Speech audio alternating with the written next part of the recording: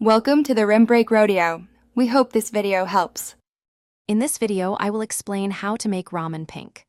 First, decide if you prefer natural ingredients or food coloring for your vibrant dish. Next, prepare your chosen colorant according to its type, ensuring it's ready to be incorporated.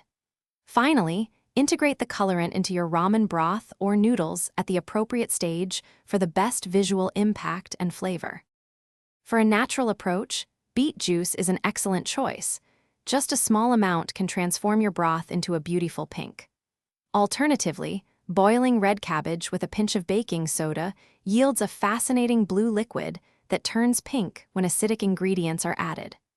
Dragon fruit powder also provides a lovely, mild pink without impacting the taste of your ramen. If you prefer using food coloring, both liquid and gel options work wonderfully. Liquid food coloring allows for very precise adjustments, letting you slowly build up to your ideal pink. Gel food coloring, being more concentrated, delivers a vibrant color with just a small amount. Remember to add it gradually, stirring well after each addition, to avoid overcoloring your delicious ramen. When adding any colorant, always start with a small quantity and gradually increase it until you reach your desired pink shade. This prevents overcoloring and ensures a pleasant aesthetic.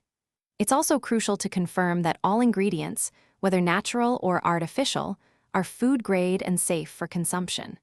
For more kitchen hacks and to make meal prep easy, check the description below for a link to some fantastic leak-proof containers and other great deals. Thanks for watching. Consider subscribing if we helped you.